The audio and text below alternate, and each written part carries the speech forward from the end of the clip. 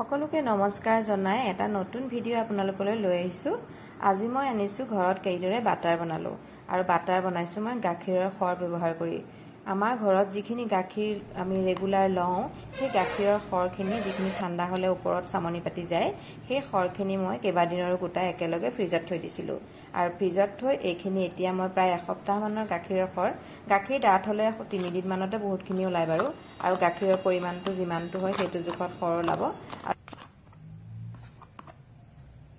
এতিয়া মই গাখীৰৰ খৰখিনি মিক্সিৰ বাটিত বাকি লৈ এইখিনি মই একো পানী দুনি নিদিয়াকৈ এয়া দুপাকমান ঘূৰাই দিলো আৰু এতিয়া মই একেবাৰে ঠাণ্ডা পানী দিছো বৰফ মিহলি আৰু কেইটুকুৰামান বৰফো দি আকৌ মিক্সিৰ জাৰটো এইদৰে ঘূৰাই দিম।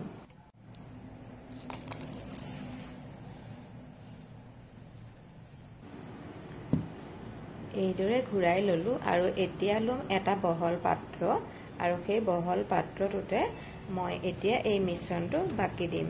বাকি দি বিশেষকৈ ঠাণ্ডা হ'ব লাগে পানীখিনি, তেতিয়া ইয়াৰ মানে ক্ৰীমখিনি ভালদৰে চেপিবলৈ সুবিধা হয় আৰু মই ইয়াতে অকণমান বৰফ আকৌ দি দিলো। বৰফ অকণমান দি মই এইখিনি ভালদৰে চেপি পেলাম।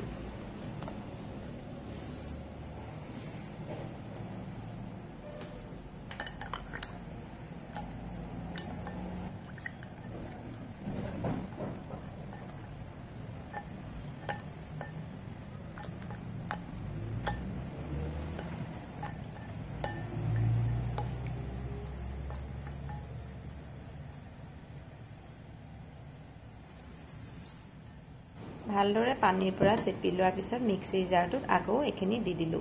পানীখিনি কিন্তু প্ৰয়োজন নাই, সেই পানীখিনি পেলাই দিব পৰা যাব। ইয়াতে মই আকৌ সেই একেটা প্ৰচেছে ৰিপিট কৰিম, বৰফ দি আৰু অলপ পানী দি আকৌ এইদৰে মিক্সিৰ জাৰটো ঘূৰাই দিম।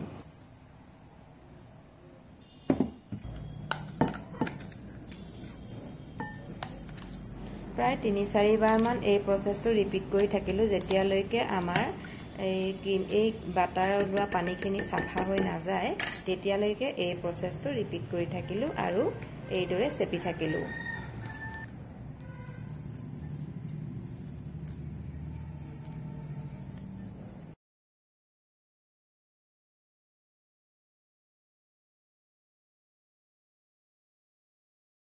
এইদৰে আপুনি ঘৰতে হোৱাইট বাটাৰ তৈয়াৰ কৰি ল'ব পাৰে আৰু যদি আপোনাক কালাৰ আৰু সল্টেড লাগে তেতিয়া আপুনি একেবাৰে শেষৰ ফালে ঘূৰাওঁতে অকণমান হালধি দি আৰু সেই পানীখিনিত অকণমান নিমখ সোৱাদ অনুযায়ী দি দিলে আপোনাৰ এইখিনি সল্টেড বাটাৰ হৈ যাব আৰু একেবাৰে হেলদি আপুনি ঘৰতে সুন্দৰকৈ বাটাৰ তৈয়াৰ কৰি ল'ব পাৰিব।